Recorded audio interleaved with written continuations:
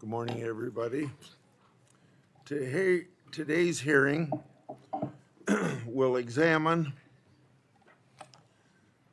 what we call the emerging issues involving child online exploitation and the evolving offenders that seem to keep up to date on everything they can do to harm these young people. As technology changes and evolves, so do bad actors who use it to commit all types of crime. This is especially true in child exploitation space. Gone are the days of ordering child exploitation material from overseas by mail.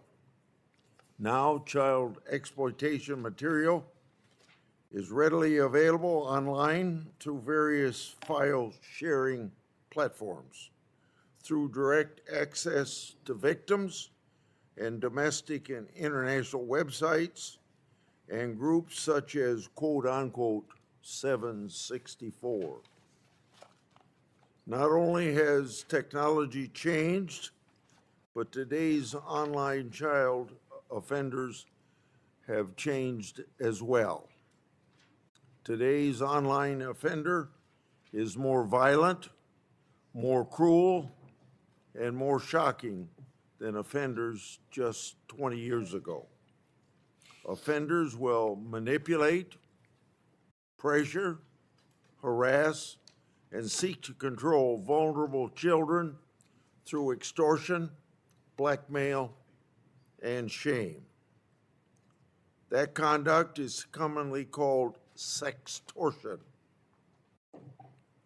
Offenders extort children for money or other things of value, or to manipulate them to commit harmful acts, to live stream or record for others to watch.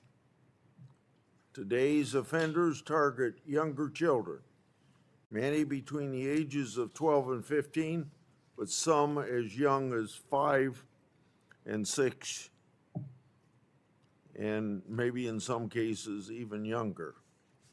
Offenders exploit multiple victims, causing more pain, causing humiliation and degradation to more people than ever before. They leave families of victims in insufferable pain and despair and cause lifetime of recovery for many victims. Offenders feel emboldened to carry out their illegal conduct on our children because of access to private, hidden online groups of like-minded people who share their sick desire to harm and exploit children. Sadly, offenders often operate under the cover of secrecy, making it even more difficult for law enforcement to identify them and bring them to justice. They often focus on vulnerable populations, such as those with mental health issues, lack of strong family or community ties, or other insecurities. Offenders will often disguise their true identity and pretend to be of similar age or background to their targeted victims in order to gain their trust. Offenders seek an online relationship with a child to exploit them for money, for sexual images, or to cause them to commit harm to themselves or to others. When offenders are eventually caught by law enforcement, prosecutors charge them with the most appropriate charges. However, there are no specific laws to address the terrible and shocking acts conducted by gore groups such as 764 and those engaged in sextortion. 2 of the 3 bills that I introduced today will address these offenders. My first bill, called Ending Coercion of Children and Harm Online, ECHO for short, will address the horrific conduct that these gore groups do when they target children to commit violent acts like injuries to animals, self-harm, and suicide. The second bill, called the Stop Sextortion Act, will hold these people who engage in online threatening acts of sextortion toward children accountable under the same law which addresses child sexual abuse material. Finally, when offenders are convicted of child sex abuse material offenses, less than 1/3 of the cases are sentenced within the current sentencing guidelines. Simply put, then, the current sentencing guidelines are outdated and disregarded by most federal judges because they do not adequately account for common offenders' characteristics that differentiate the bad from the worst online child exploiters. That bill has the title Sentencing Accountability for Exploitation, or the SAFE Act. Will require the Sentencing Commission to draft and revise the child sexual abuse material guidelines to include many of the aggravating factors we now see with today's online offenders. Those factors include encryption or other masking techniques were used, or whether the offender was part of an online group to commit the offense, just to name a few. This bill will provide the much-needed guidance to the Sentencing Commission of our government to overhaul the U.S. or the child sexual abuse material guidelines in a meaningful way to distinguish offender behavior. Now to Senator Durbin, Ranking Member. Thanks, Mr. Chairman, and glad you're holding this hearing. And the fact that you've held this hearing, and we had similar hearings when I chaired the committee, I think is a message to all and who are following us. This is bipartisan, and it should be, start to finish. And we have a real task ahead of us. As Senator Grassley describes the legislation that is pending, I can recall the hearing for Ketanji Brown Jackson to the Supreme Court. And one of the big issues brought up over and over again were the use of sentencing guidelines for abuses in this area that were written so long ago they didn't reflect the reality of the extortion which is going on today.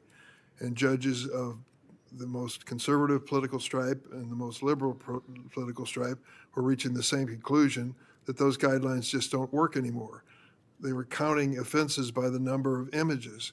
Well, that might have made sense when we were talking about 8x10 photographs. It makes no sense when we're talking about technology of today and the videos that are involved. So we've got to update that and show the reality of the situation.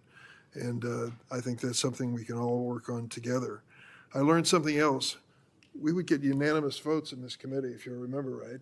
Republicans and Democrats would both be voting for the legislation that we think would change things for the better. And then it disappeared. Disappeared between the committee and the floor. And the same is happening now. We make great speeches here. We sometimes enact great laws in the committee. But when it comes to taking them to the floor, to enact them on the floor and eventually send them over to the House, we drop the ball completely. That's got to end. There's no reason for that. To invite these witnesses, as compelling as they are, and then to ignore their testimony when it comes to executing on the floor is unacceptable. Let's kind of decide at this point that if you're going to have the nerve to give a speech here on the subject, you ought to have the nerve to do it on the floor and do it repeatedly. So let's have a sense of urgency in what we're setting out to do. I've worked with Senator Hawley, in fact, many others too, survivors, law enforcement, advocates, to put together the Stop CSAM Act. The bill takes a comprehensive approach to stemming the tide of online child exploitation. I've repeatedly said we must bring the same sense of urgency to protecting kids in the virtual world that we do in the real world. But the landscape of online child exploitation is changing dramatically by the day. Two trends in particular demand our attention: financially motivated sextortion and sadistic online exploitation. What once was rare is now epidemic. In 2021, NCMEC, National Center for Missing and Exploited Children, received a total of 139 cyber tips involving financially motivated sextortion. 2021, 139 tips. In the first 6 months of this year alone, excuse me, they've received 23,000 of these tips plus. Offenders often operated in coordinated criminal networks overseas, targeting teenagers in the United States, and we'll hear specific cases about that. They coerce them into sending a sexually explicit image and then threaten to release it unless money's paid. For too many families, this crime ends in tragedy. NCMEC has identified more than 36 young men in the United States who've died by suicide after being sextorted. We are joined by one of those families. I said hello to Mrs. Woods and thank her for being here. But she lost her son, James, 17 years old, when he was targeted. She's here in a courageous capacity, and thank you for being here, transforming unbearable loss into call for action.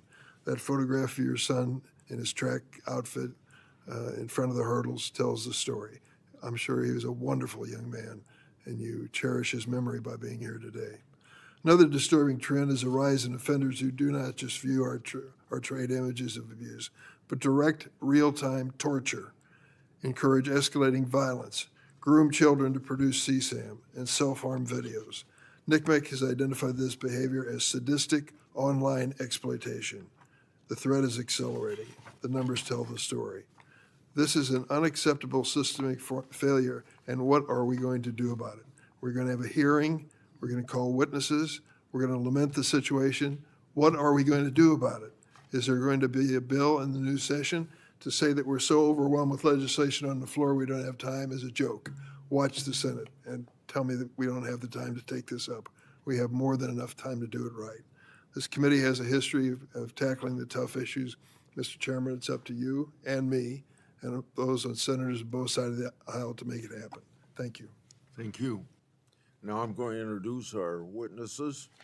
We'll hear from them, and then we'll have questions. Ms. Tamia Woods and her husband, Tim, are parents of James Woods. James was a good student, year-round track and field athlete. At 17, James tragically took his own life November 2022 after being extorted by someone online for $300. James had sent the online abuser a compromising video of himself and was threatened with being exposed by the person if James didn't pay the $300 ransom. Mrs. Woods and her husband are the founder of the Do It for James Foundation. The mission of the foundation is to create awareness for kids and their families to prevent similar tragedies. We thank you, Mrs. Woods, for being here to share a heartbreaking story. Jessica Smoller is a former assistant U.S. attorney, the Western District, Pennsylvania. With 30 years experience there, Ms. Smoller handled a variety of criminal cases, including cases involving child sexual abuse material, child exploitation, and cybercrime and national security. Ms. Smoller has received several Department of Justice and law enforcement awards for her work as Assistant U.S. Attorney, including 2022 Attorney General's Distinguished Service Award and the United States Attorney's Victims Advocate Award for dedication and extraordinary contributions in the service of victims. Lauren Coffran is Executive Director of the Exploited Children's Division of the National Center for Missing and Exploited Children. She has been employed for over 20 years with the National Center of Missing and Exploited Children, serving in various roles. Ms. Coffern oversees the Exploited Children's Division, which operates several programs, including Cyber Tip Line and Child Victim Identification Program.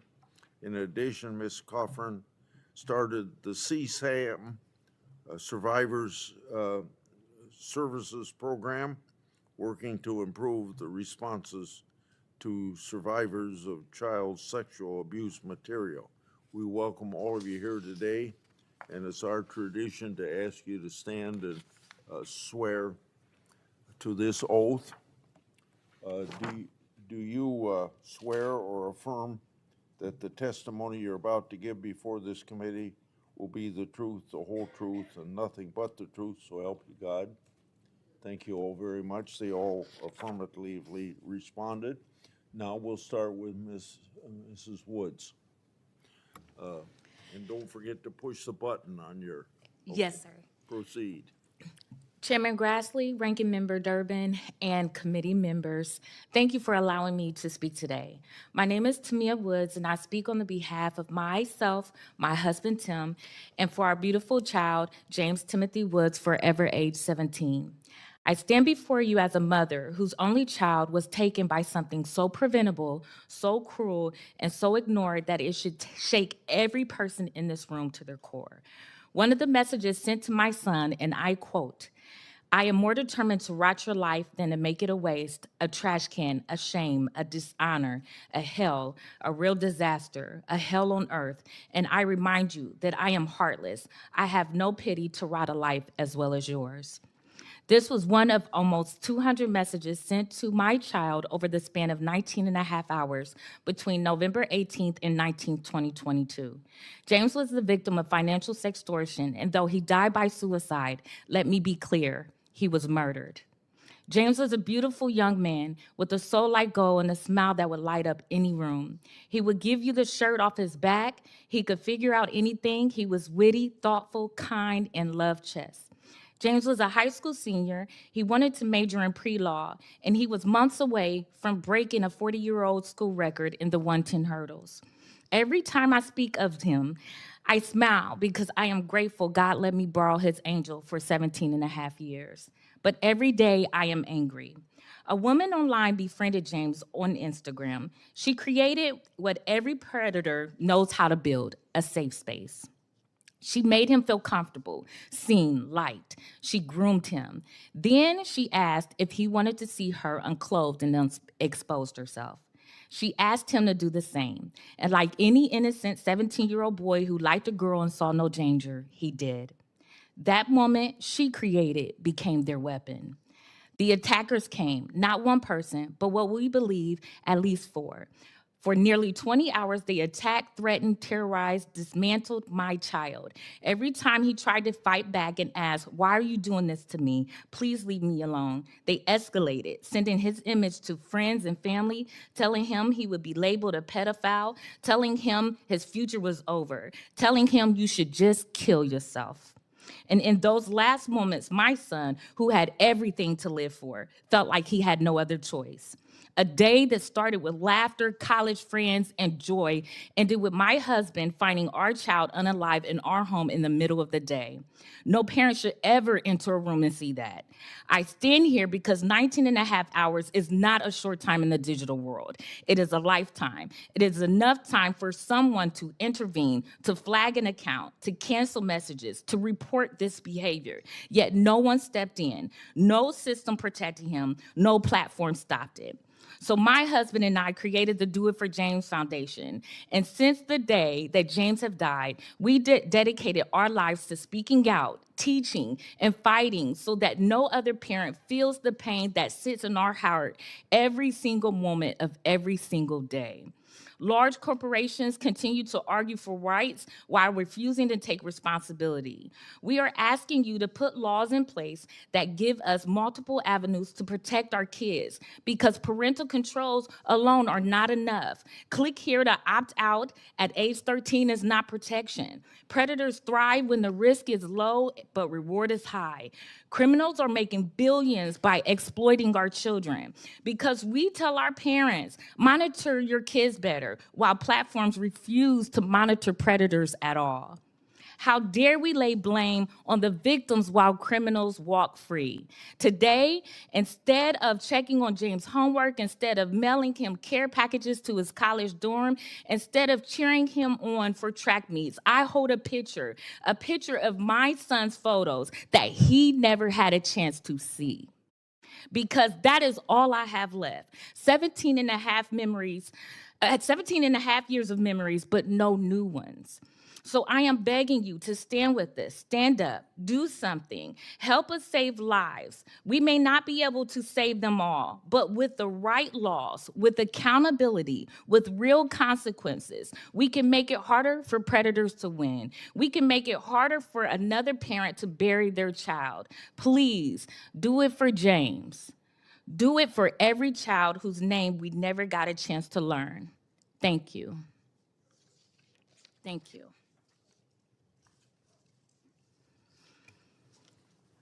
Good morning, Chairman Grassley, Ranking Member Durbin, and members of the committee. Thank you for inviting me to testify here today. My name is Jessica Lieber-Smolar, and I had the honor of serving as an Assistant United States Attorney in the Western District of Pennsylvania for 3 decades. During my career as a federal prosecutor, I personally handled and oversaw hundreds of child exploitation and human trafficking investigations and prosecutions. When I first began prosecuting these offenses, investigations often centered around physical evidence and traditional mail-based exchanges. Over time, I witnessed a monumental shift in the types of child sexual abuse material, also referred to as CSAM, that offenders collected, as well as their methods of collection. This shift was not limited to the sheer volume and disturbing nature of the material. It also encompassed the tools offenders used to acquire, share, and conceal CSAM. Today, every child exploitation case involves the criminal use of cellular phones and computers. Offenders use these tools to stockpile massive quantities of sexually explicit videos and images of children, frequently targeting prepubescent children. Violent depictions of infants and toddlers being sexually exploited were routinely collected by the defendants whom I prosecuted. Offenders also increasingly used advanced technology and platforms for CSAM trafficking. They congregate in online communities and darknet forums solely devoted to child exploitation. They can now more easily conceal their crimes and their identities through encryption, VPNs, the darknet, and remote erasure software. The law has not kept pace with the rapid technological advances or evolving sex offender behavior.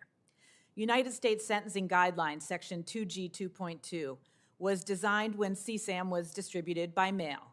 So it adds offense enhancements for actions common to all CSAM offenders today, like using a computer, possessing images of prepubescent minors, or amassing many images.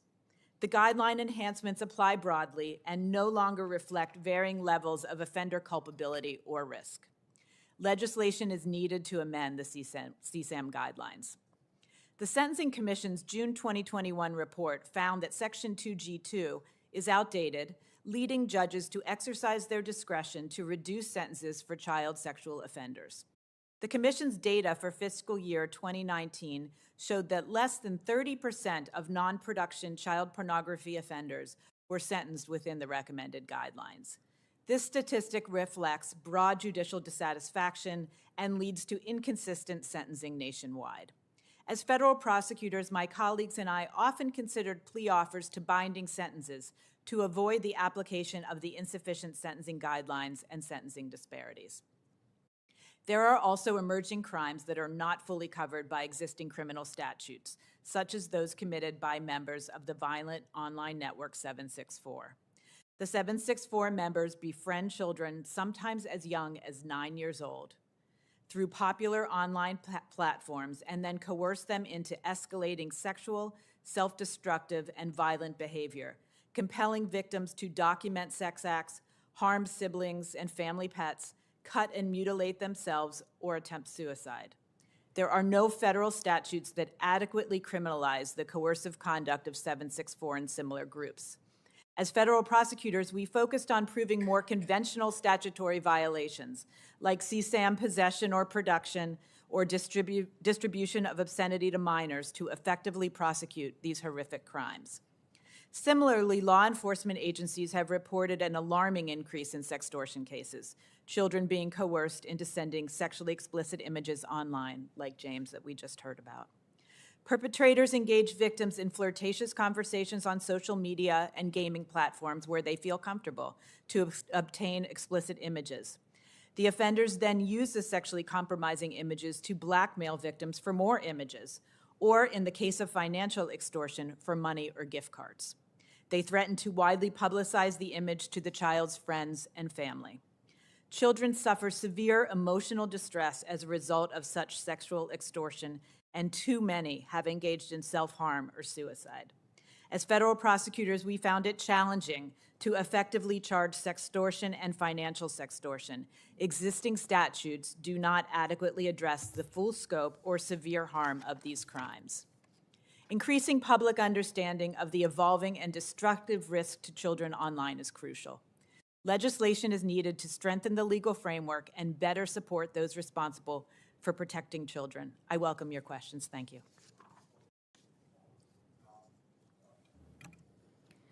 Good morning, Chairman Grassley, Ranking Member Durbin, and members of the committee. My name is Lauren Coffrin, and I am the Executive Director of the Exploited Children Division at the National Center for Missing and Exploited Children, or NCMEC. NCMEC is a nonprofit organization created in 1984 by child advocates to help find missing children, reduce child exploitation, and prevent child victimization. And I'm honored to be here today in order to share NCMEC's perspective on evolving online child sexual exploitation crimes. NCMEC is congressionally designated to operate 16 programs related to missing and exploited children's issues. One of NCMEC's core programs is the Cyber Tip Line, the centralized mechanism for the public and online platforms to report incidents of child sexual exploitation. Through its work with the Cyber Tip Line, NCMEC has seen children sexually exploited online for decades.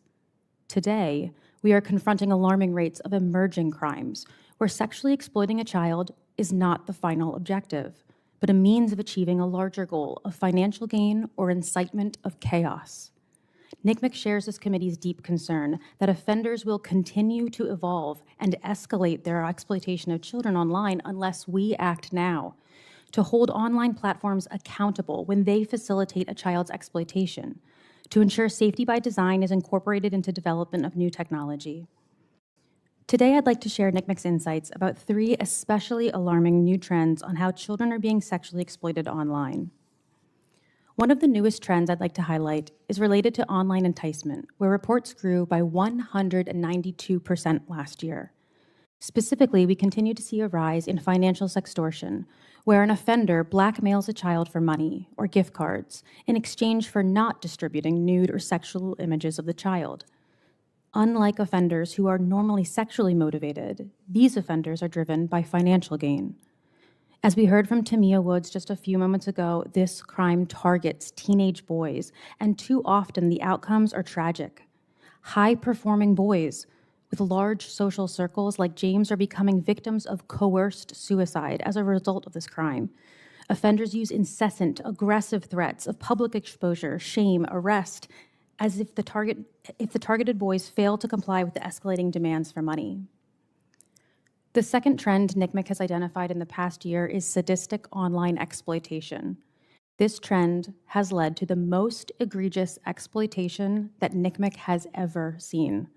Violent online offenders work in groups, targeting and manipulating vulnerable children, some as young as 12 years old, on popular online platforms and gaming sites, to create and share sexually explicit content, to cut themselves, carving offenders' names into their bodies, to harm, to kill animals, to physically or sexually abuse other children, including their younger siblings, and even to commit suicide.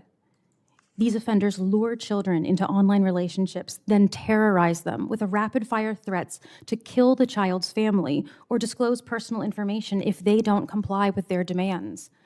Reports of these brutal victimizations grew by 200% last year and continue rising.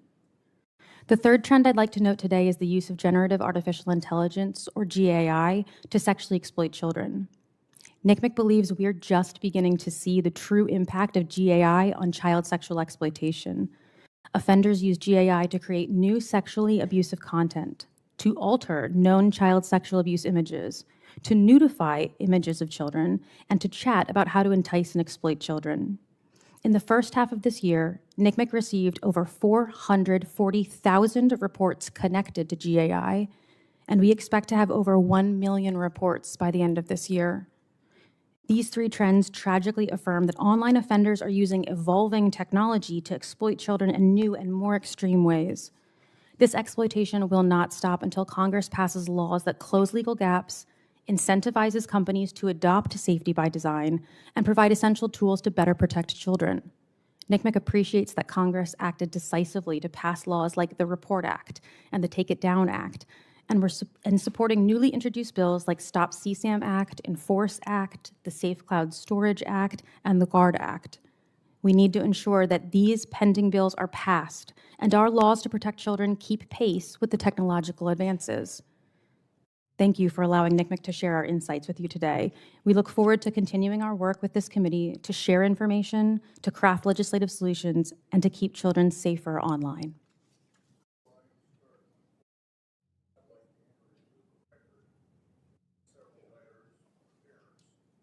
Whose children have committed suicide or and were also people that were severely harmed because of sextortion and online groups like 764.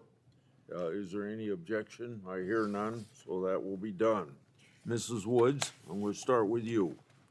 Recently, there have been several news reports of increased sextortion cases and how quickly bad actors can manipulate children into sending sexual images and then engage in a campaign to threaten towards the children, placing them in impossible situations. Many of those children think that suicide's the answer. You've promoted changes in various state laws to make sextortion illegal after the tragedy of your son. From a parent's point of view, why is it important to make these sextortion illegal under federal law? Well, a number of things. First of all, we have to look at sextortion like what it is. It is our children are being sexually exploited. They are a sexually assaulted victim. And most people in general never speak out. Less than 30% actually speak out about being victimized. We have to make sure that not only our children see that we have their backs on these issues, but we have to make sure that they know that there are resources and laws that back them up as well. Our kids need to know that. And James never spoke to anyone. He had a wonderful, wonderful community that had his back, but yet he never spoke up. And so it's laws like this that would back our children and influence them to speak up and let them know that they're being victimized. And people need to be held accountable on top of that. They need to know that they shouldn't be comfortable with doing the things that they're doing. Right now, they're comfortable, and you see more and more people being victimized because of that. Thank you, Ms. Coffrin. You've been with the center for 20 years in a variety of positions involving online child safety. Describe the recent trends involving these violent gore groups like 764 and how they operate and target children online. Sure. Thank you so much for your question. These sadistic online exploitation, violent online groups, they go by various names here that we've heard them referenced as, but most often they're motivated purely by chaos. Their goal is to be able to take the weaponizing our nation's children to be able to create terror, to be able to show just how harmful they can be. And they do that oftentimes by seeking out to target the most vulnerable, children who may already be demonstrating mental health issues, who may be indicating that they have thoughts of self-harm. Perhaps they have eating disorders. Those children may be looking for solace, for comfort, for advice in online platforms and spaces where they can find a community. And unfortunately, these offenders are infiltrating and targeting those communities to be able to create relationships with those children, and then to be able to push boundaries, to test them, to see if they can hold up a sign with their name on it, maybe hold up a sign with a signal or a logo. And by doing this, they're testing those boundaries to see how far they can push that child. Can they get them to put their name on their body? Can they get them to carve the name into the body? And unfortunately, that incrementalization can often lead to really tragic results. Each step along the way can be weaponized against that child. And what we often see is a swarming kind of effect, where multiple offenders will go after the same child at one point in time. The imagery, the videos, the chats that we are seeing and reading are the most graphic that I have ever seen in my 20-year history. We are hearing from law enforcement out in the field who have said that this is the most disturbing content as well. So you're talking about seasoned professionals who are really meeting their match with the new and evolving types of exploitation that we are seeing. Yeah. Ms. Smoller, I'm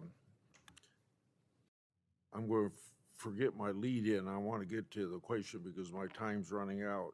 Could you share why we need federal legislation specifically to address these gore groups and other individuals who engage in sextortion?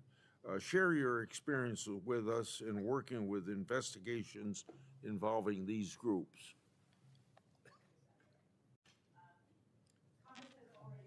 Your microphone. I apologize. Congress has already provided so many important tools to those of us in the field, like mandatory minimums for crimes like receipt and distribution of child pornography or production. We need those tools in order to properly hold these type of defendants accountable. Right now, when we charge crimes like sextortion or 764, across the country, we all charge them differently. Sometimes we charge them as online threats. Sometimes, if we're lucky, we find CSAM and we charge them that way. There's no consistency that allows us to properly address the specific harm that these actors are committing. In addition, a lot of these actors are overseas, and it would be extremely helpful for those of us who want to extradite people here to the United States to hold them accountable to have a felony statute that specifically speaks to this harm. I'm familiar with a case where a defendant was in Germany, and Germany had a coercion to harm statute, but we did not. They were able to charge that 764 offender there. We could not charge him here. That shouldn't happen. We should be able to charge these offenders, hold them accountable, and deter them from continuing to hurt our children. Thanks, all three of you. Senator Durbin. Thanks, Mr. Chairman. Ms. Smoller, we have considered the issue you raised in your testimony so many times, so many different ways, because it can be characterized by some that if you don't follow the strict sentencing guidelines, that you're soft on crime, that you really don't care enough to impose the adequate sentence. What you tell us is less than 30% of non-production child pornography offenders were sentenced within the recommended guidelines, reflecting broad judicial satisfaction, 70%, and inconsistent sentencing nationwide. You say, as federal prosecutors, my colleagues and I often considered plea offers to binding sentences to avoid the application of the insufficient sentencing guidelines and disparities. Tell me a little more. What are you talking about here? Especially in cases where you're talking about, for example, possession of CSAM, where there's no mandatory minimum sentence. Oftentimes, my colleagues and I, and not just in the Western District of Pennsylvania, but nationwide, would see sentences that we felt were insufficient. When you're talking about possession of CSAM, you are talking about a real child being harmed in the most serious way possible. And I personally believe that sentences for people who are collecting that type of material should be significant in order to protect victims and to deter others from collecting it. So it's important that the sentencing guidelines are useful to So judges. let me ask you, I understand part of the problem was a numeric issue. Yes. Initially, so many instances of objects that a person had led to a certain sentencing guideline. But now that they're being collected in video form or in different technology form, the counting numbers really doesn't tell the story. Is that your impression? Doesn't. All we were we were talking about math. It's not about math. These are about real offenders and culpability and risk.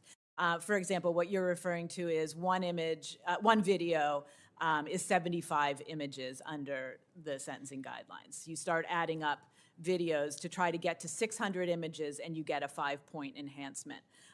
Use of a computer is a 2-point enhancement. Prepubescent children, 2-point enhancement. But that doesn't really tell the story of these offenders and how dangerous they potentially are. So legislation will be needed to address, are they on specific darknet forums talking about how to abuse children? Are they using multiple platforms to try to get to children or to share this material? Are they, how severe are the images and how many victims are in them? That is not necessarily encompassed by the sentencing guidelines right now. So legislation is needed to address offender risk. Ms. Coffrin, I was interested with the chairman's question that you responded that sometimes the object of this exploitation is chaos. It's not financial. Tell me a little more on that.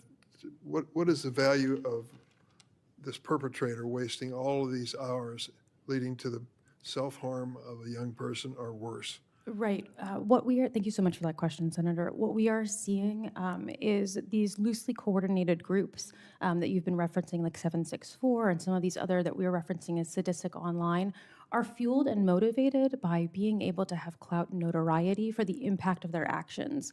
This means it extends much more beyond just CSAM. It is how can they use children to harm themselves or the others, and then harm the community as well. So we also see children being coerced into planning school shootings or threatening their communities as well, that are also offshoots of this type of work. So child sexual exploitation has actually been hijacked as one methodology for a larger way of trying to be able to use children against the community and for shock and for awe. The more that we talk about this, unfortunately, we feed their desire for that notoriety, for the impact that they're having, and these sometimes called nihilistic violent groups as well, is really fueled by something that we're just not that familiar with operating with, which is pure chaos. Ms. Woods, how long do you think your son was being exploited before he finally lost his life? It was 19 and a half hours. Well, he received 200 messages in 19 and a half hours with what we believe 4 different people attacking him at one time. Do you have any idea where the source of these attacks was? His murderers are in Ivory Coast. And we, of course, don't have, we're told we'll never receive justice for James. I'm so sorry for that. Thank you. Thank you for being here, all 3 of you. Thank you, Senator Rubin. Senator Grant. Thank you, Mr. Chairman, for yet another very emotional hearing about a topic that we constantly talk about and do little about. I'm perplexed. I could understand having differences on health care and taxes and you name it, we have a different. All of us agree on this pretty much. What is going on in the Senate and the House where no matter who's in charge, nothing really happens? I said this when I was chairman. So here we are in 2025. This 764 group, how do you say your last? Smolar. So I want to acknowledge the FBI is the District of Columbia U.S. Attorney's Office brought a case against 2 people. Y'all familiar with that? That's a good start, right? Kash Patel is focused on this group. Should they be domestic terrorists under U.S. law? It's a good question, Senator. I can tell you even within the FBI, There are cross-programmatic focuses on this group because I mean, do you think they should be domestic terrorists? If these people are not domestic terrorists, who would be? a lot I mean, of y'all both just told us that they're trying to bring down society by harming our children and exploiting them. Why shouldn't they be domestic terrorists? I do know that they have been charged in at least one case as domestic terrorists. Well, I'd like to put a list. Ms. Cochran, are you okay with making these people, this group, domestic terrorists? I think when we're looking at how individuals are weaponizing our children, a lot more research needs to be done. Not really. No, not really. Certainly. No. This phone, do you think it's a dangerous product for children, Ms. Woods? Yes, I do. And to What do you answer think? What's more dangerous, smoking or this? oh, the phone, of course. Do you agree with that? I do. Do you agree with that? Without a doubt. Okay. Well, I'm not urging people to smoke. I don't think kids should smoke. Why don't we label this a dangerous product, at least inform consumers better? Do you agree that's a good idea? I agree. Okay. There's so many good ideas, and I want to compliment this committee, who's oftenly divided, for coming up with one good idea after another. From, Senator Hawley, Blackburn, all of us, Cornyn, everybody's working together. Nobody's been better on this than Senator Durbin. So February is the 30th anniversary of Section 230. Are you familiar with Section 230? Ms. Woods, are you familiar with it? Yes, sir. You really can't sue anybody that was involved in helping these people murder your son, can you? No. Do you all agree that it's time to revisit Section 230? Yes. Yes. Do you believe it's time to open the courtrooms to people who have been harmed by this behavior? Yes. Yes. Do you agree that Section 230 gives a legal pass to some of the most bizarre, harmful behavior in the country, and 30 years later we should revisit Section 230? Yes. Yes. Okay, me too. So what are we going to do? Here's what I'm going to do. I'm going to write a letter to Senator Thune and Senator Schumer, both good men. And in February, we should have like a social media week where we take all these good ideas and we dedicate a week or 2 weeks to doing nothing on the floor but this, to try to take these laws that everybody coming up with and put them in a big package and put us all on record as are we all talk or are we willing to act. Do y'all like that idea? I sure do. Great idea. We'll have like a couple of months to let the country know. Tune in February. We're going to do some things to protect your children and see where the Senate is on this. Would you support that idea? Yes. Yes. Okay, good. So I'd like my colleagues to think creatively what should be on that list. But come February, on the 30th anniversary of Section 230, I'd like to have an effort on the floor of the Senate to deal with the dark side of Section 230. So I think that would be very, very helpful. Now, the cost of doing business. Do you agree with me? The more likely you are to go to jail, a lot of people will avoid that area. Yes. Yes. Do you agree with me that the more likely you are to get sued if you put out a bad product, the more likely you are to try to change that product? Yes. Yes. Do you all agree that we've, as a nation, miserably failed our children? That we have hearings and we talk and we've done very little to protect them as of this state?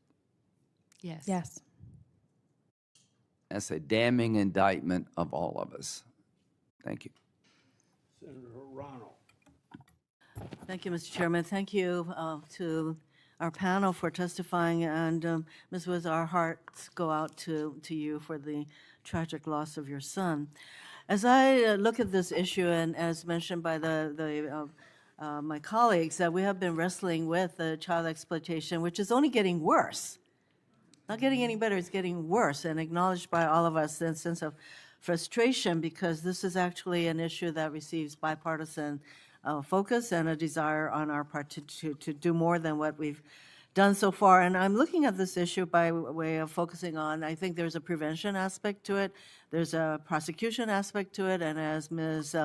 Smolar says, the laws have not kept up with all of the kinds of ways that these explorers are coming up to evade prosecution. So there's a prosecution part, and then I would say There is a civil remedies part, which is really looking at Section 230 and removing the kind of immunity that, total immunity that Section 230 provides.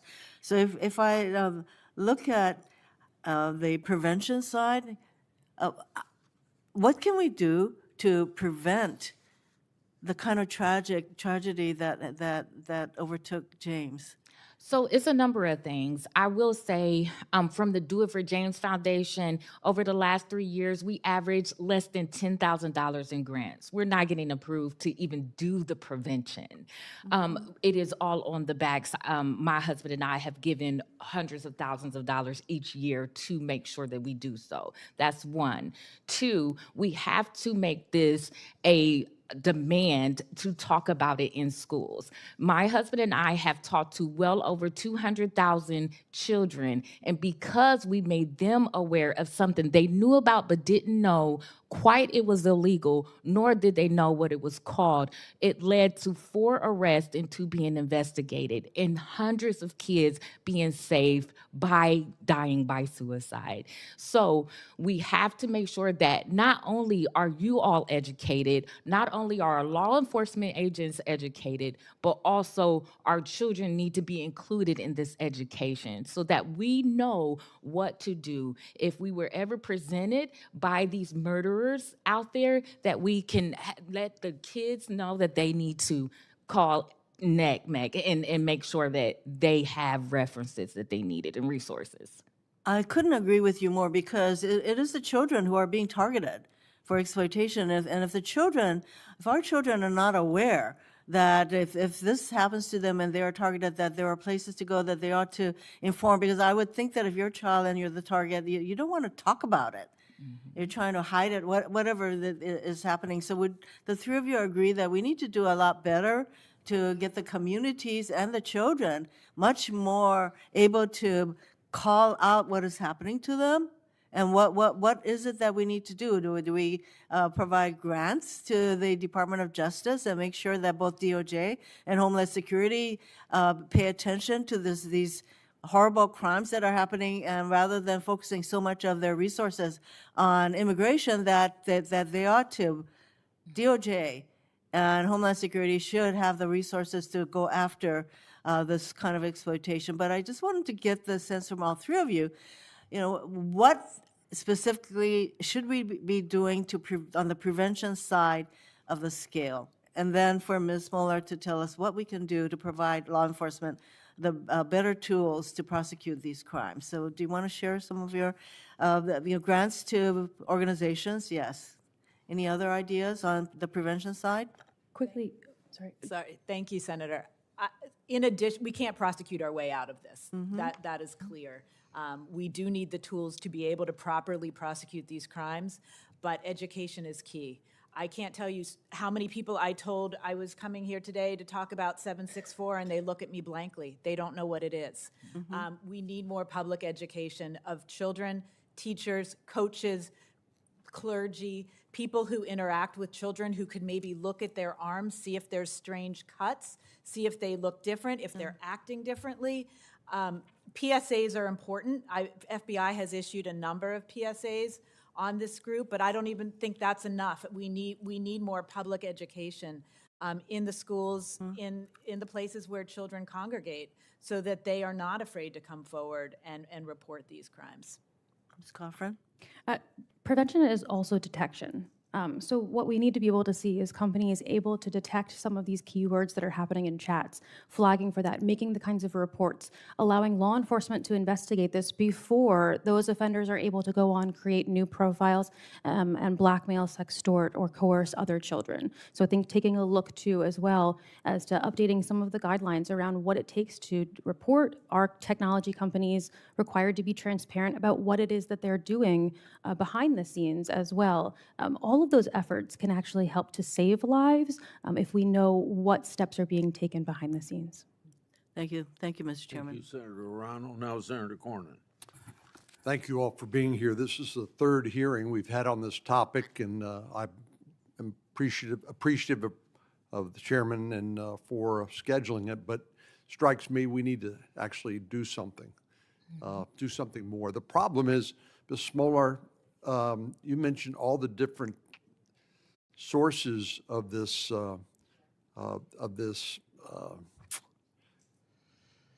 information, CSAM and others, including the dark web. But as you just said, we can't prosecute ourselves out of this.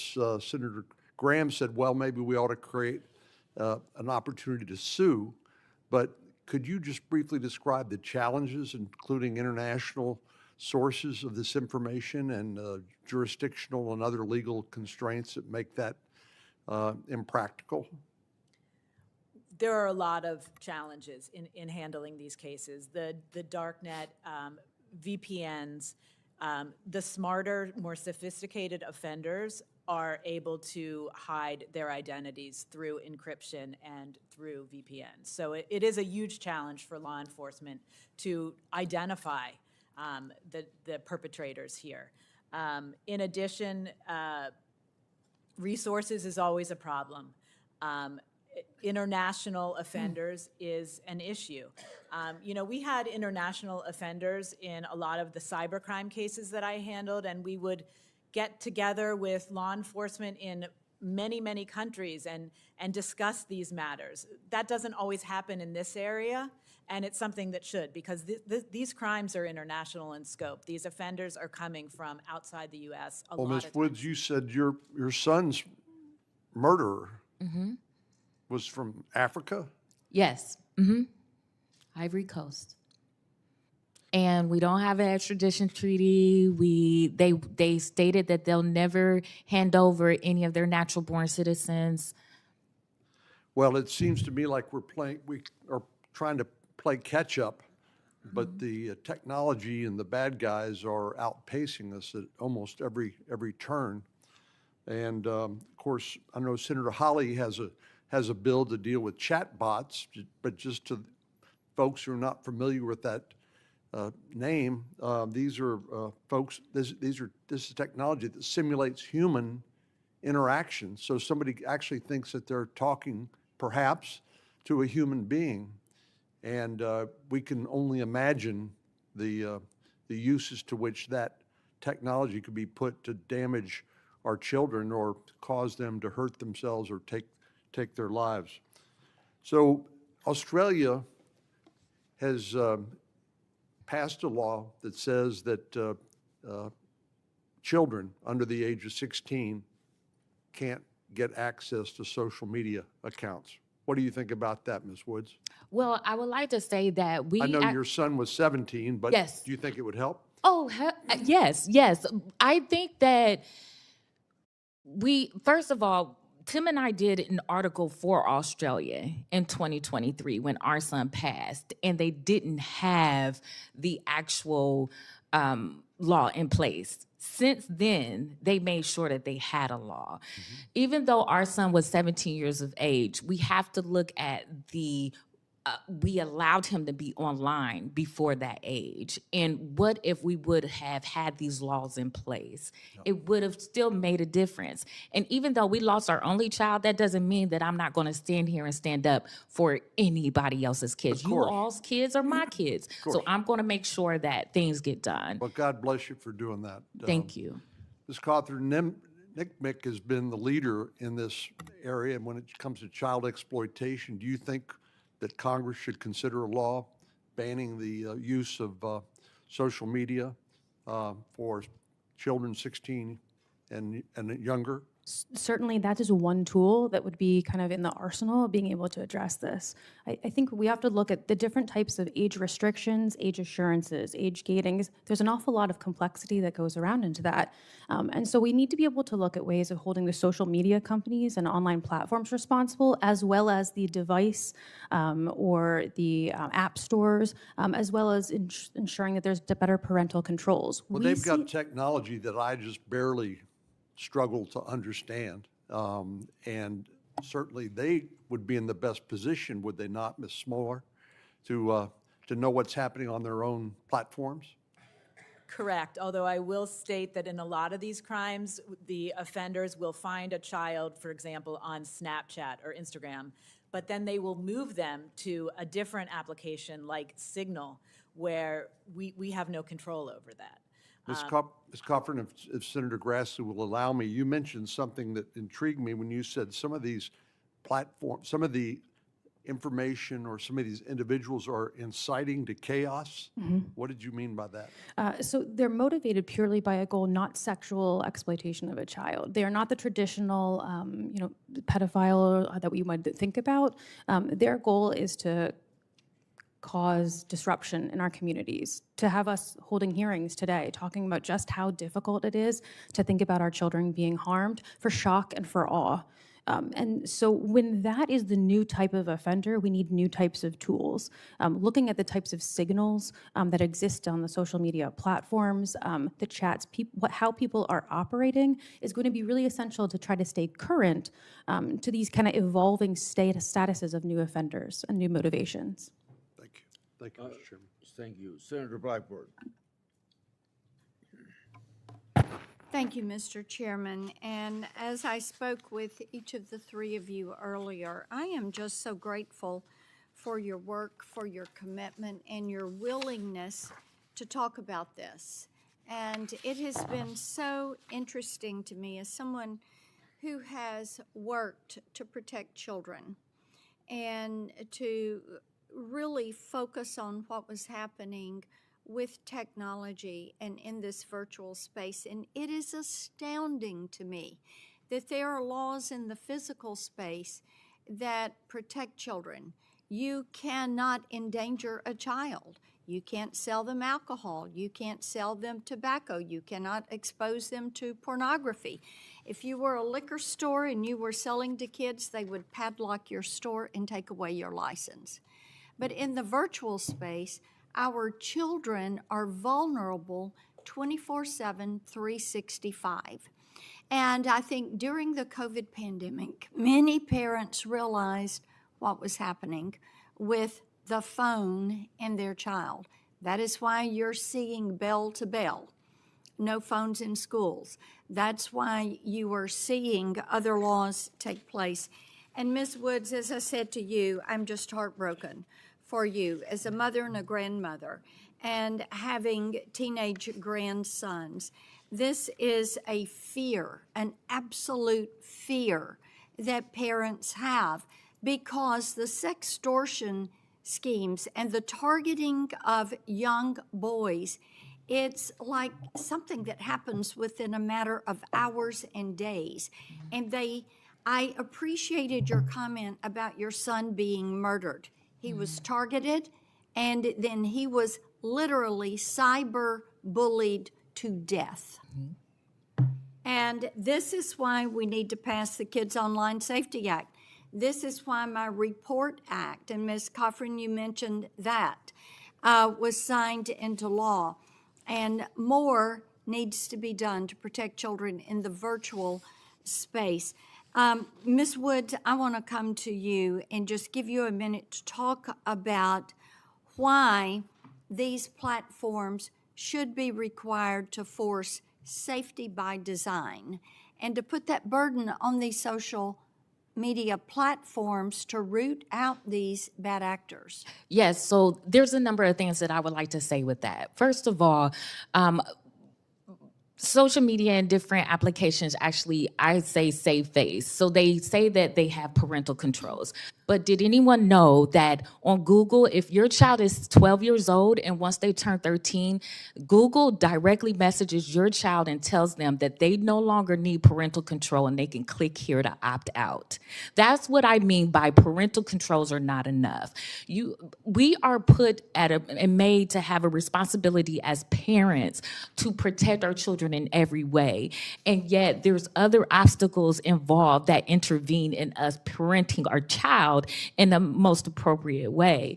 The other thing too is that by social media actually making sure that we have laws in place like the Social Media Act, Parental Act, is making sure that we can monitor our kids better. But when there's acronyms like when my son said, "I'm going to kill myself," it would have alerted me. It would have alerted any parent that had lost their children's lives.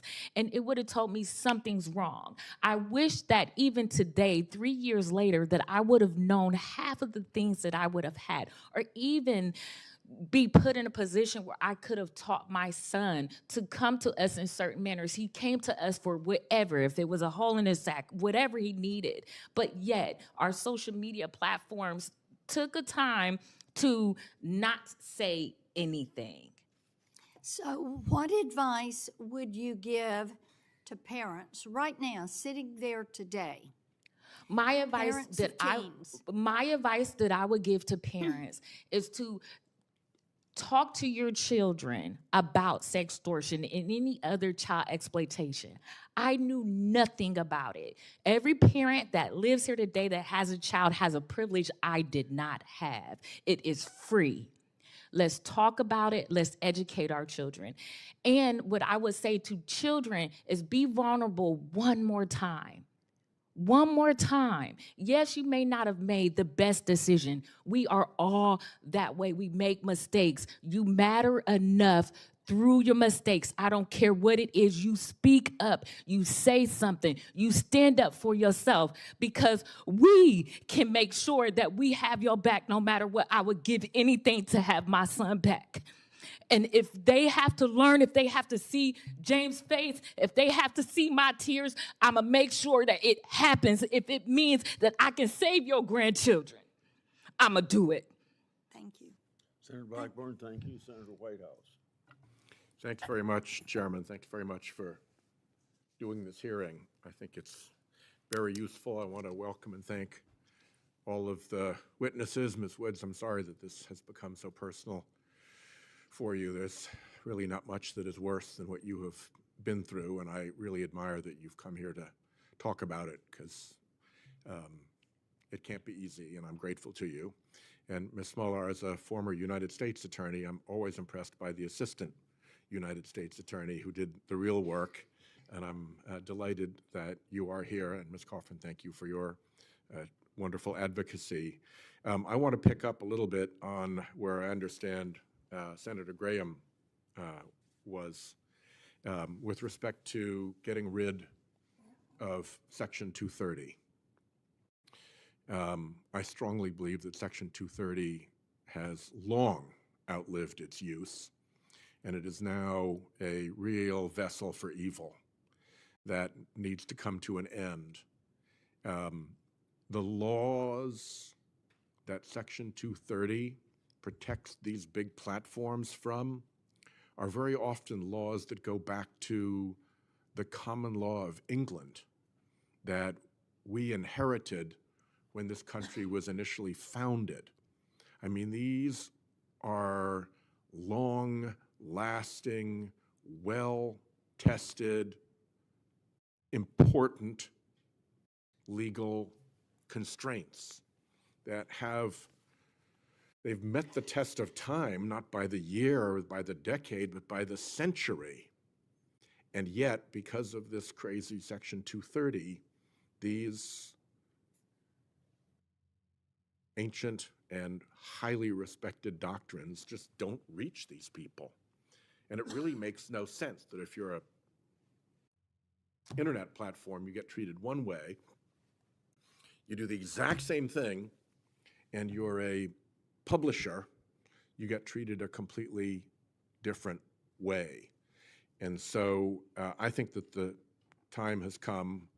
I think it's pretty widely known that there were a core 4 of us ready to proceed with a bipartisan bill, 2 and 2, and a lot of work, important work, good work, valuable work has gone into making sure that other members of the committee and other members of the Senate have a chance to look at that and decide whether they want to join or not. And I'm at the stage right now where I think we just need to go. We just need to file that bill and start moving. And everybody else can make up their decision whether they want to join or not. But continuing to delay while people deliberate whether to join or not, everybody's had plenty of time. I think this is fish or cut bait time. So I hope very much that we can proceed. I hope it's more than core 4. I hope it's core 8 or core 10 or core 12 or perhaps even unanimous on the committee. But it really makes no sense. And stories like Ms. Woods and like the story of the Rhode Island family that was affected show how alone and stranded people are when they don't have the chance to even get justice. You know, it's bad enough to have to live through the tragedy. It's bad enough to have to bear for the rest of your life that loss. But to be told by a law of Congress, you can't get justice because of the platform, not because the law's wrong, not because the rule's wrong, not because this is anything new, simply because the wrong type of entity created this harm. And, you know, I look at what was done with the lawsuit by the Connecticut families whose children were killed in grade school, and the accountability of a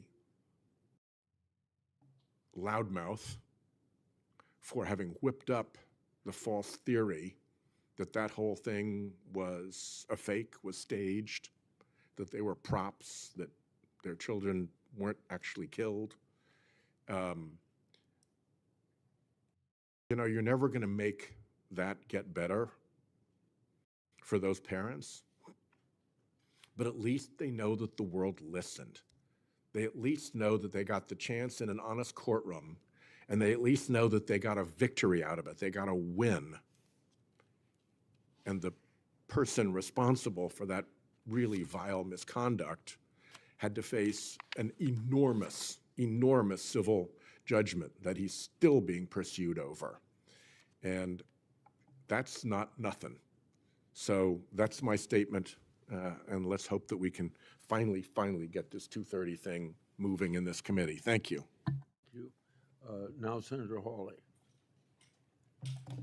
Thank you very much, Mr. Chairman. Thank you to the witnesses for being here. Ms. Woods, I want to start with you, and I just want to say to you and to your husband, thank you for your courage and your advocacy, and thank you for sharing with us just a little piece of the life of your beautiful son. I'm a father of 3 myself, 2 boys and a little girl, and my oldest boy is now a teenager. He just turned 13. And so as I look out at the landscape that he is coming into in social media, I'm terrified by it. But I just know, parent to parent, your son's life is changing the world. Oh, thank you. You know, he is changing the world, and you giving him voice as you and your husband are doing. That's the only thing that's going to make change here in Washington, D.C., I can tell you, because who currently has a hammer hold on the United States Senate are the big technology companies who spend endless amounts of money to control the Senate. And let's just be honest. We may as well put a sign on the floor of the Senate that says property of big tech, because nothing moves across that floor, in my observation, nothing that they don't want. They spend money to control and to buy access and influence, and the only thing that will break that, I believe, is the truth of experiences like yours and the voice of your sons to confront lawmakers with the fact that unless we act and do something, unless we stand up to these corporate interests, more and more children like yours will lose their lives, will lose their futures, will lose their hope. So I just want to say thank you, because you are the tip of the spear. I mean, you are what is making the change. I noticed in your testimony, your written testimony, I was reading it just a second ago, I noticed you pointed out that as to your boy, no system protected him, no platform stopped it. And then you pointed out Meta, for example, has features that flag all inappropriate language that we use when making posts, and all that happens almost instantaneously. But as you said a moment ago, nobody flagged anything for you. None of those systems were deployed to help your son.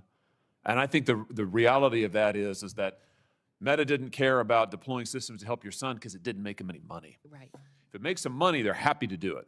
right. But it didn't make any money for them to help your son. And so they just stood by. And I just want to point out something that Meta is doing right now. Let's take a look at the Meta chatbot policy. Not only is Meta not protecting kids like your boy Meta actually is looking to make money by targeting children who are your son's age and younger. This is a document that was leaked by a Meta whistleblower that is their policies when it comes to chatbots with children. And if you look here, the first line, it says, it is acceptable, this is Meta's own words, it is acceptable to engage a child in conversations that are romantic or sensual. So here Meta is with a deliberate policy to target children, teenagers, your boy's age and younger, for the purposes of exploiting them. Why? So they can make money. What are the consequences of that? Well, let's look at another young man who is just a few years younger than your boy. Sewell Seltzer was his name. Sewell was 14. He's a handsome kid. This was a great kid. I've gotten to know his parents, and much like your son, Ms. Wood, I mean, this is just a fantastic kid. He also was the victim of sextortion. The difference with your son is that his sextortion was pursued by a chatbot. That wasn't even human. You know, your son's killers are beyond the reach. They're in a different country. They're hiding behind all of the various laws and treaties, and of course the platforms themselves. This young man's killer, an AI chatbot, can't be held accountable because they've got special protections that no other corporation in the country or in the world gets. The chatbot that engaged with young Sewell engaged him in sexting activities, and then urged him to commit suicide, told him how to commit suicide, and tragically, he did it. And his parents, much like you now, are giving voice to him, to his legacy. But the true justice that will come for boys like Sewell, for young men like Sewell, for young men like your son, James, and for other young Americans out there is we have to be able to hold these technology companies accountable. And that is why I've introduced legislation that will prevent the AI companies from targeting minors with chatbots. It is time for this committee to mark up this bill. Senator Britt is a co-sponsor. Senator Blumenthal is a co-sponsor. Senator Murphy is a co-sponsor. My point is it's bipartisan. This committee needs to mark that bill up, and we need to protect our kids from the profiteering of these corporations. And we need to do something else. This committee passed unanimously, legislation that would allow the parents of victims of child sex abuse material, allow them to sue companies that put that child sex abuse material online, that host it, knowingly or recklessly. We passed it unanimously. It is languishing on the Senate floor, unanimously out of the Judiciary Committee months ago, and it is sitting on the floor of the Senate. Why? Because big tech fears it. They don't want it to move. I call now, today, on Senate leadership, which is controlled by my party. I call on them to put that bill on the floor. Listen to the testimony of Ms. Woods. Heed the witness of her son. Heed the witness of Sewell Seltzer. Listen to the young Americans whose lives have been lost and destroyed by predators. Put this bill on the floor. There is no excuse for further delay. No amount of money from big tech can ever sanction or make right our inability to act, our failure to do so. This committee has acted. It is time for the Senate to act. And it would be a travesty, inexcusable for this Congress to close out this year without taking action to protect our children. Thank you again all for being here. Thank you, Ms. Woods, especially for you. Thank you, Mr. Senator Chairman. Klobuchar. Thank you very much, Mr. Chairman. I think that sentiment that Senator Hawley expressed that many of us feel about the bills that have come through the committee and the work that we've done. We know that one bill that did pass that you noted, Ms. Coffrin, thank you, was the Take It Down Act that I authored with Senator Cruz, signed into law by President Trump. And as you know, that criminalizes the distribution of and threats to distribute non-consensual intimate images, whether they are AI created or real. And I would also add, to echo some of my colleagues, particularly Senator Graham, that it's long past time to repeal Section 230.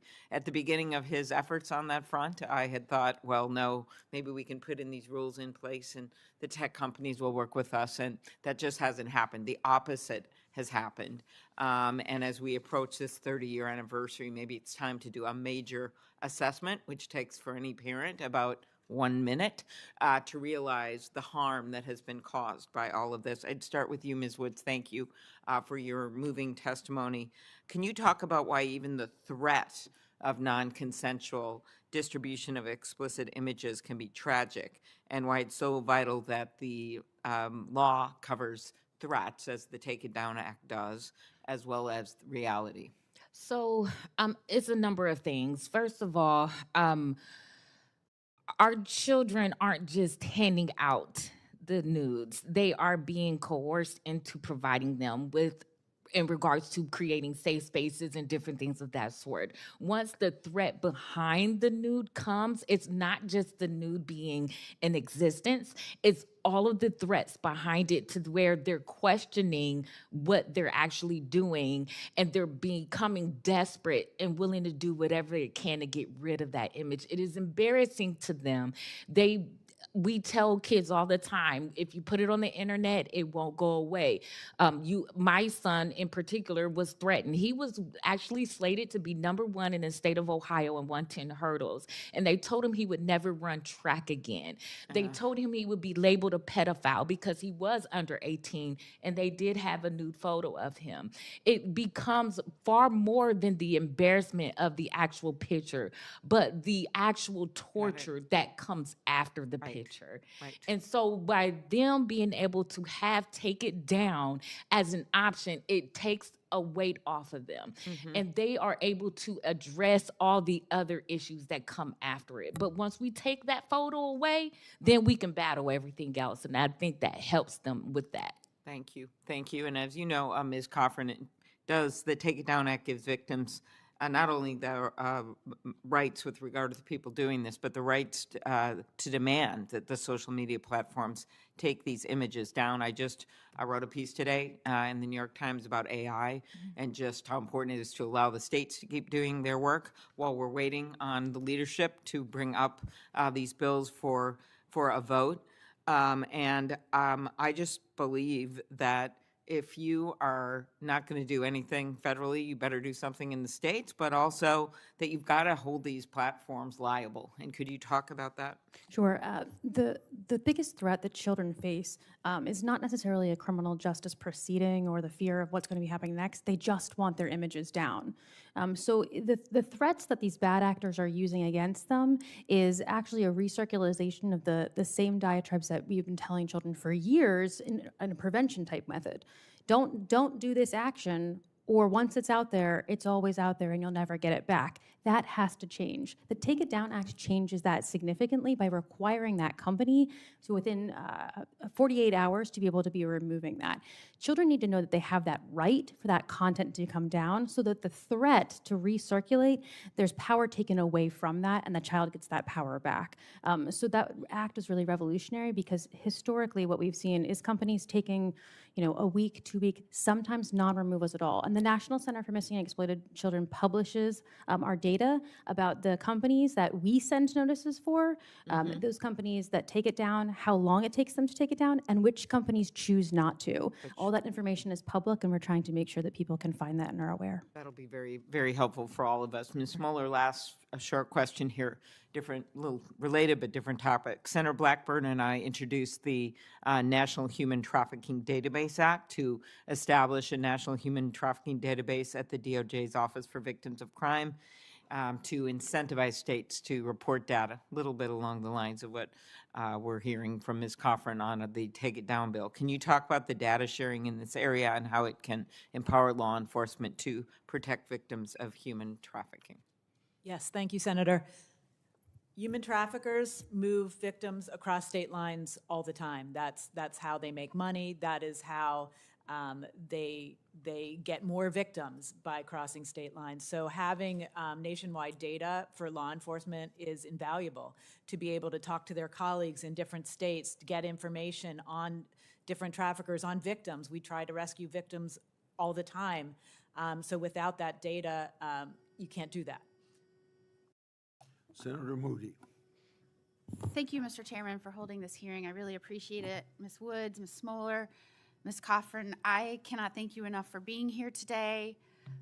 My name is Ashley Moody. I became the first mom of a school kid ever on Florida's cabinet when I became the Attorney General. My kid was still in school, and I debated how that was going to be a challenge. But ultimately, that challenge of balancing that and making that work became my biggest driver. And I am listening to you guys talk this morning, and I'm so grateful we have people like you willing to speak up and stay focused on this and not let up, because I am telling you, the focus of large corporations on profit, that never lets up. And that is a fight all in of itself. In fact, if you are a representative of a large tech platform or any of the associations or represent them in government affairs, could you please stand up? I just would like the chairman to know, not one person is here for this testimony to listen to a mother who lost her only child. Thank you for showing up. Let me tell you when they do show up. In 2004, because Congress has done nothing. Oh, and you know what we did get passed this last year? It was because of a mom showed up in Congress and said, you have to get this done. Melania Trump said, show up. We have to pass this. The Take It Down Act. We've got to pass it. And it did, because a mom showed up and didn't let up. You've heard from multiple people say, Congress is doing nothing. That Congress is under the thumb of big tech because of financial influence. Lindsey Graham said, how is this happening? Maybe we do something next year. In fact, he said, nothing really happens. So because Congress hasn't done anything, what have we had to do in the states? When I was the only mom on the Florida cabinet of a school-aged kid, we passed legislation in Florida. We were one of the very first states to protect kids online in 2024. We protected young kids. We got it done. We were one of the first states. Now other states have had to follow suit, because what happens in Congress? Nothing really happens. And we did it. But you know where these big tech companies show up? Their lawyers, their lobbyists, their government representatives. You know where they do show up? In court to fight us when we get something done. So when we passed it in Florida, and I showed up in court when they sued us to overturn the law and spent all of that money to sue when the state actually did something to stand up for their kids, we fought it. And I am proud to tell you, they showed up there to fight us. I am proud to tell you, fighting hard, staying focused, staying persistent, showing up, we just got to win. We just got to win in court. In fact, I am proud to tell you that that piece of legislation got upheld in the 11th Circuit, and I think we're going to win it.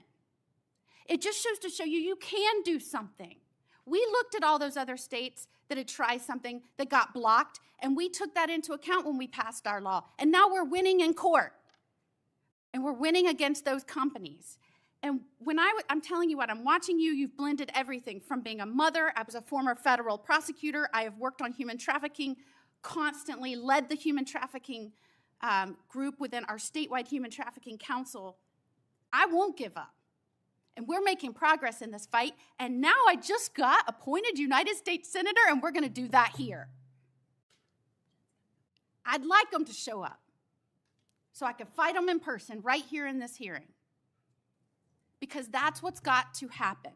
If we're going to move anything, as Lindsey Graham says, if we're going to have anything really happen, we've got to have people speaking out. Thank you, ma'am, for making it known that this is happening under our noses. Stranger danger doesn't work anymore. Don't get into the van doesn't work anymore. It's happening in our kids' bedrooms, and we need to be vocal about it and say, if they're not your friend in real life, they can't be your friend online. Let's get that message out, and I appreciate you speaking out, and I hope other kids will not be embarrassed enough to share this with their friends, and we're going to work on that.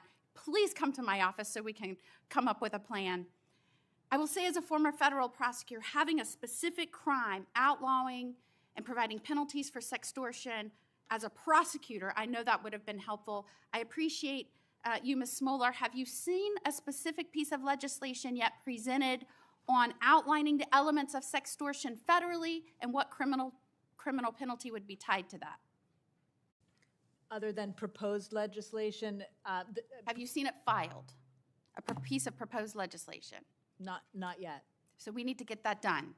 As a former federal prosecutor, one to another, I will pledge to you we will make that happen. We also need to see that in the states. Do you think that would be helpful in the states? Absolutely. To see a specific sextortion crime defined with penalties attached in the states. We work with states all the time on these cases. As a former Florida Attorney General, I created a cyber unit that worked specifically on these crimes that was incredibly helpful. They could go out immediately, recover evidence, begin work on investigations.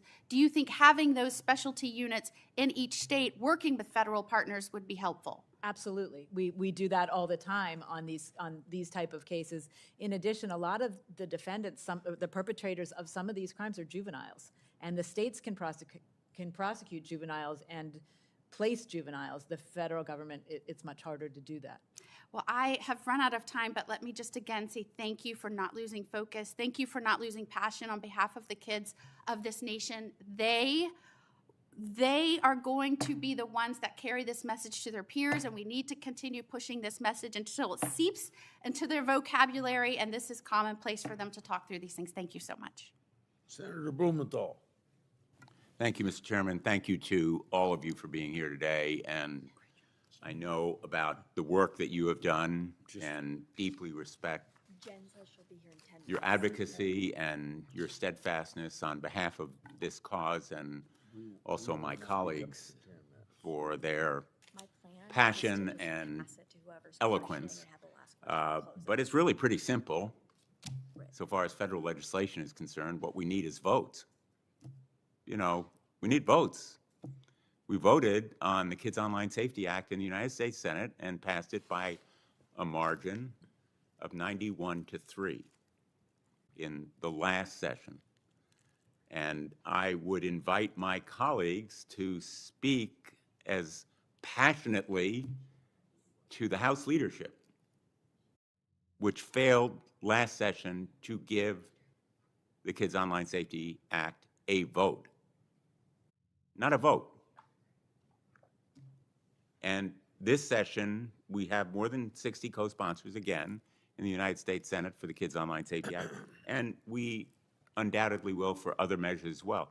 But big tech is exercising its sway, using its armies of lawyers and lobbyists. You have spoken powerfully today.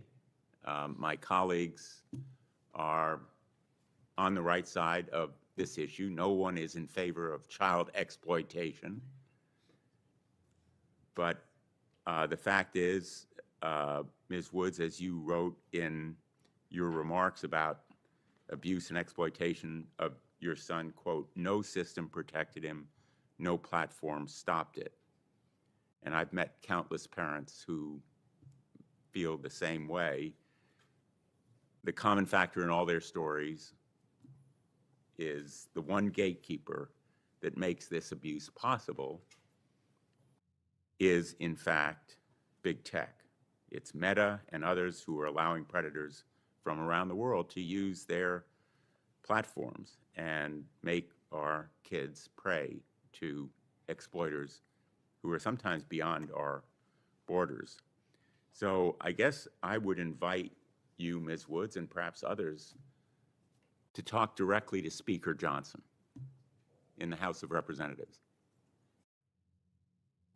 and tell him what you think he should do. You have my commitment on that. And perhaps others of you, witnesses, maybe you can tell me what impact or influence you can have in the House of Representatives. Have you been asked to testify at a hearing there? I have not.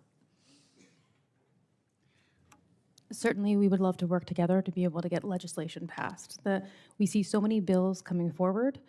We've seen the success of bills like the Report Act, like the Take It Down Act, when they're nuanced, when they are focused, and when they can be introduced and passed very quickly.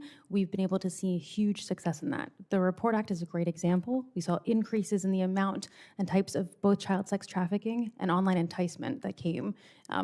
When we see those acts pass, we see progress, we see movement because we're holding companies accountable. If we don't, the rest of that reporting is voluntary. Those two reporting requirements were permitted to be received prior to then, and we certainly know that the prevalence didn't increase, just the responsibility to report. And I just want to close by saying you know, we want a bill, we want a law. We don't just want speeches, but we want a bill that is effective. And right now, the House has weakened the Kids Online Safety Act bill, in effect decimating the duty of care, which prevents the kinds of abuses and holds the platforms accountable. It imposes a legal responsibility on big tech when it knows or should know about exactly the harms that you have come here to highlight. Decimating that duty of care is a disservice to all of the parents and all of the children who have become victims. And when you talk to members of the House, I would urge you to insist on a real protection for kids. Thank you, Mr. Chairman. Thank you. Senator Britt. Thank you, Mr. Chairman. I really appreciate you all being here today. Mrs. Woods, thank you for continuing to tell your story. Thank you for continuing to honor James, to make sure that we all learn as parents. I have said this quite frequently. As parents, we're all just doing the best we can. And I am grateful to my colleagues on both sides of the aisle who have come together, you know, not as Democrats or Republicans, but as concerned parents and grandparents, knowing that what we're facing right now is just beyond comprehension. As a mom, you know, you work so diligently to keep your children safe. And used to, you would get them home at night and you would lock the doors and you'd be able to kind of exhale. And now the enemy is inside our home. The people who want to do our children harm are in the palm of their hand. And if we can't do this as Congress, I mean, what are we here for? We are here to protect the most vulnerable. We are here to protect our greatest asset. And to me, that is the next generation. And so thank you for continuing to raise your voice and ensure that you push this body to do what it needs to. I would love to know from your perspective, you know, Mrs. Woods, in particular, in your written testimony, you said large corporations continue to argue for rights while refusing to actually take responsibility. I think that sums it up. Tell me what you want us to know as we continue to push these various pieces of legislation to the floor. I am a proud co-sponsor of probably every single one of them. And to your point, we're looking for, you know, how do we get something through? You know, I think we heard Ms. Coughlin say the faster we get it done, the more narrowly tailored it is, the greater chance for success. But we know we need sweeping and overarching reform because big tech is always going to care about one thing, and that's their profits. And we know they know what they're doing. I mean, I think it was just said in Reuters that big tech has said, Meta said about $16 billion of their actual profits are really directly related to scams and to ads on banned goods. It's insane. So tell me from your perspective what you think we need to do. What are the simple fixes that would ultimately have been able to save your son's life? Well, one, I definitely think education and for us to pass that education law. I'm really, really big on education.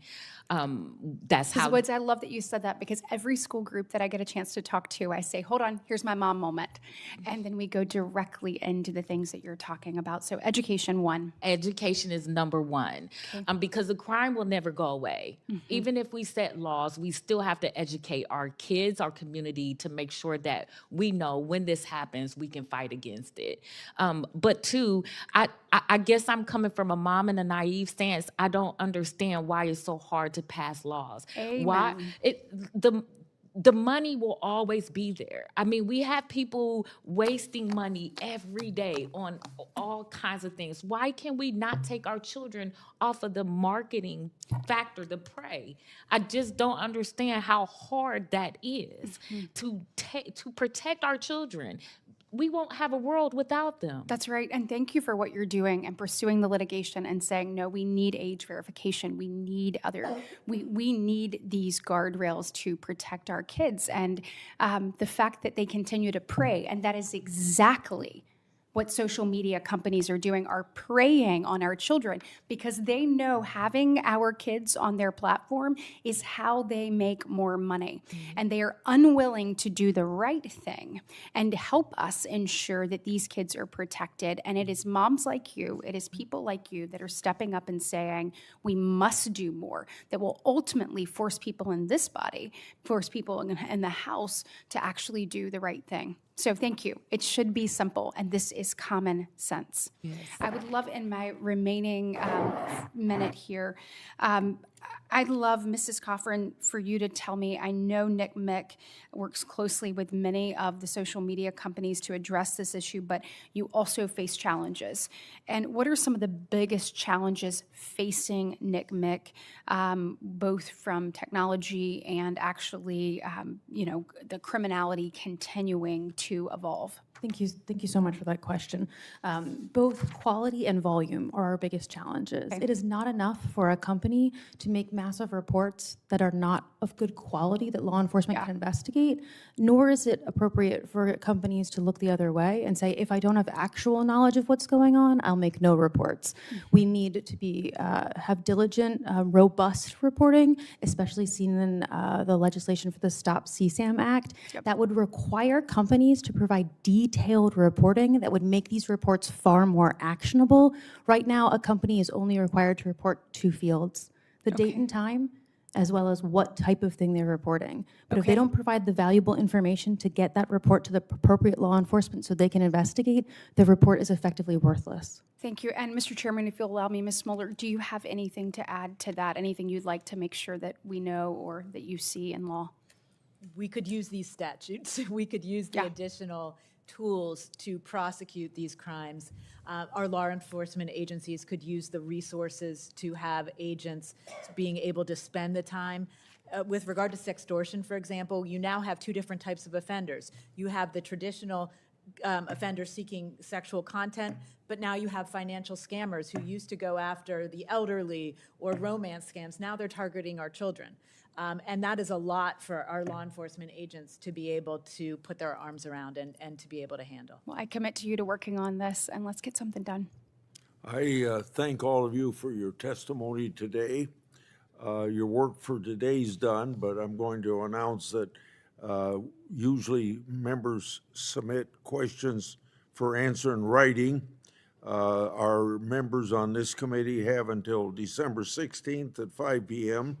to submit questions for answer in writing, and I would ask each of you to answer and return the questions to the committees as soon as possible.